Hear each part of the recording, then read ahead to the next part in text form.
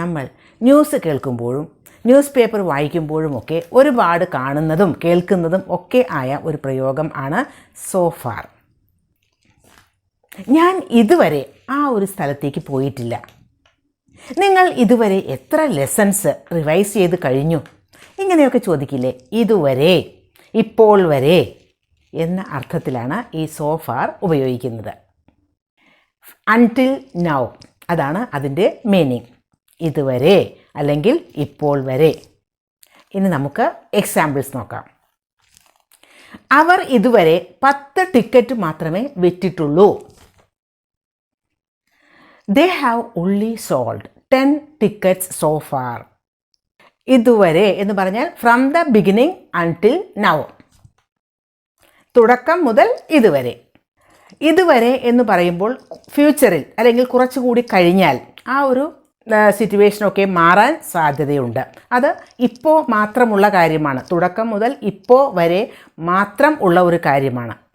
അപ്പോഴാണ് നമ്മൾ so far ഉപയോഗിക്കുന്നത്. How many lessons have you revised so far? എത്ര ലെസൺസ് നിങ്ങൾ ഇതുവരെ റിവൈസ് ചെയ്തു കഴിഞ്ഞു? ഇതുവരെ. How many lessons have you revised so far? I have revised 3 lessons so far. ഞാൻ ഇതുവരെ 3 ലെസൺസ് റിവൈസ് ചെയ്ത് കഴിഞ്ഞു. Have you written anything so far? നിങ്ങൾ ഇതുവരെ എന്തെങ്കിലും എഴുതിയിട്ടുണ്ടോ? So far I haven't written anything. So far I haven't written anything. അതല്ലെങ്കിൽ I haven't written anything so far. So far നമുക്ക് സെൻറ്റൻസിൻ്റെ ബിഗിനിങ്ങിൽ വേണമെങ്കിൽ വയ്ക്കാം. രണ്ടും കറക്റ്റ് തന്നെ. He has written 7 articles so far. അവൻ ഇതുവരെ 7 ആർട്ടിക്കിൾസ് എഴുതിയിട്ടുണ്ട്. He has written 7 articles so far. 1 book has been published so far. ഒരു ബുക്ക് ഇതുവരെ പബ്ലിഷ് ചെയ്തിട്ടുണ്ട്. ഇതുവരെ ഒരു ബുക്ക് പബ്ലിഷ് ചെയ്തിട്ടുണ്ട്. 1 book has been published so far. ഇവിടെ നോക്കൂ, ആ ഒരു സെൻറ്റൻസിൽ ഹാസ് ബീൻ എന്ന് ഉപയോഗിച്ചിരിക്കുന്നത് ബുക്ക് പബ്ലിഷ് ചെയ്യപ്പെട്ടിട്ടുണ്ട് എന്നാണ്. അത് പാസീവ് വോയിസിലുള്ള സെൻറ്റൻസ് ആണ്. അതുകൊണ്ടാണ് ബീൻ ഉപയോഗിച്ചിരിക്കുന്നത്.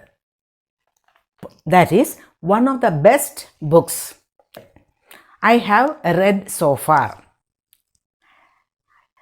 ഞാൻ ഇതുവരെ വായിച്ചിട്ടുള്ള നല്ല ബുക്കുകളിൽ ഒന്നാണ് അത്.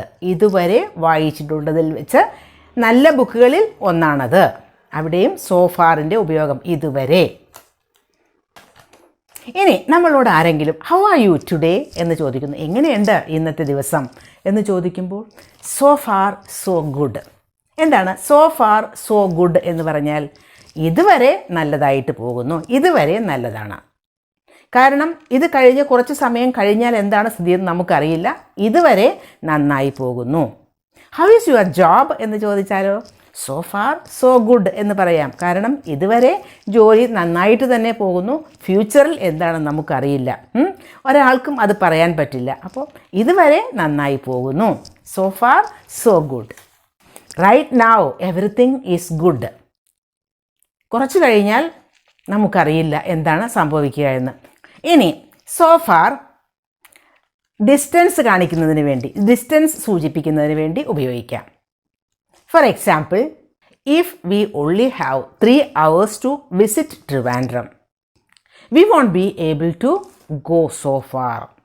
നമുക്ക് ട്രിവാൻഡ്രത്തേക്ക് പോകാൻ 3 hours ഇനി ബാക്കിയുള്ളൂ. അതുകൊണ്ട് 3 hoursനുള്ളിൽ അവിടെ എത്തണമെങ്കിൽ we won't be able to go so far. നമുക്ക് അത്ര വരെ എത്താൻ അതുവരെ അത്ര വരെ എത്താൻ, അത്രയ്ക്കും ദൂരം എത്താൻ നമുക്ക് കഴിയില്ല. We won't be able to go so far. അത്രയ്ക്ക് ദൂരം.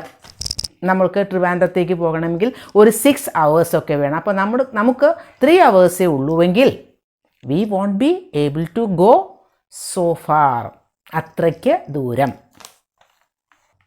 ഇനി വേറൊരു use, up to certain point or degree എന്ന അർത്ഥത്തിൽ സോ ഫാർ ഉപയോഗിക്കാം. Up to certain point or degree. ഞാനൊരു കുഞ്ഞ് സിറ്റുവേഷൻ പറയാം. അലക്സ് ആൻഡ് ശ്യാം, ഇവർ രണ്ടുപേരും ഫ്രണ്ട്സാണ്. രണ്ടുപേർക്കും ഇംഗ്ലീഷ് സ്പോക്കൺ ഇംഗ്ലീഷിനോട് വലിയ ഇൻട്രസ്റ്റ് ആണ്. പക്ഷേ രണ്ടുപേർക്കും സംസാരിക്കണമെന്ന് വലിയ ആഗ്രഹം. അപ്പോൾ രണ്ടുപേരും വർക്ക് ചെയ്യാൻ തുടങ്ങി.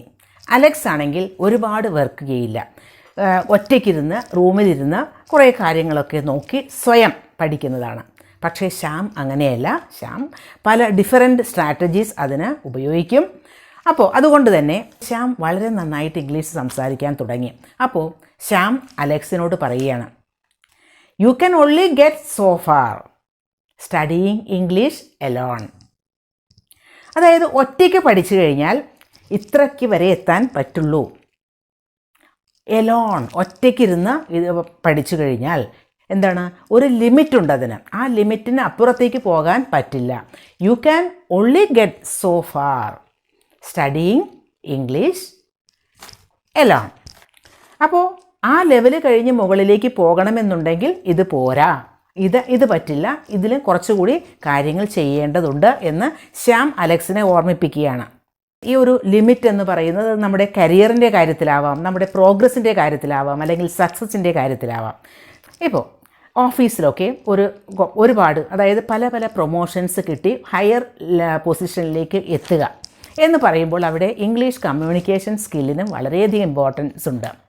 ഫോർ എക്സാമ്പിൾ, ഒരാൾ നന്നായിട്ട് സംസാരിക്കും, പക്ഷേ അദ്ദേഹത്തിൻ്റെ ഫ്രണ്ട് അദ്ദേഹത്തെ ഉപദേശിക്കുകയാണ്, you can only go so far without improving your English communication skill. അപ്പോൾ ഫ്രണ്ട് ഉപദേശിക്കുന്നത് എന്താ, ഇതുവരെ നിങ്ങൾക്ക് പോകാൻ പറ്റുള്ളൂ. You can only go so far, അത്രയ്ക്ക് വരെ പോകാൻ പറ്റുള്ളൂ. കാരണം ഓരോ സ്റ്റെപ്പ് കയറി അവസാനം സീനിയർ ഓഫീസർ വരെ എത്തി. പക്ഷേ ഇനി ഒരു മാനേജറുടെയൊക്കെ പൊസിഷനിലേക്ക് എത്തണമെങ്കിൽ കൂടുതൽ നിങ്ങളുടെ കമ്മ്യൂണിക്കേഷൻ സ്കിൽ കുറച്ചുകൂടി ഇമ്പ്രൂവ് ചെയ്യണം. ഈ ഒരു സ്കിൽ വെച്ചുകൊണ്ട് ഇതുവരെയേ പോകാൻ പറ്റുള്ളൂ. അതിന് ഒരു ലെവലുണ്ട്, ആ ലിമിറ്റ് കഴിഞ്ഞ് മുകളിലേക്ക് പോകാൻ പറ്റില്ല എന്നാണ് അവിടെ പറയുന്നത്. അപ്പോൾ ഒരു പ്രോഗ്രസിൻ്റെ കാര്യം, അതല്ലെങ്കിൽ ഒരു കരിയറിൻ്റെ കാര്യം, സക്സസിൻ്റെ കാര്യമൊക്കെ പറയുമ്പോൾ നമുക്ക് ഈ സോ ഫാർ ഉപയോഗിക്കാം. U can only go so far without improving your communication skill. നിങ്ങളുടെ കമ്മ്യൂണിക്കേഷൻ സ്കിൽ ഇംപ്രൂവ് ചെയ്യാതെ ഇതുവരേക്ക് പോകാൻ പറ്റുകയുള്ളൂ എന്നാണ്. അപ്പോൾ സോ ഫാർ അങ്ങനെയും ഉപയോഗിക്കാം. അപ്പോൾ അവിടെ meaning up to certain level, up to certain point or degree എന്ന ഒരു മീനിങ് ആണ്. ഇപ്പോൾ സോ ഫാർ എങ്ങനെയാണ് ഉപയോഗിക്കുന്നത് എന്ന് മനസ്സിലായില്ലേ?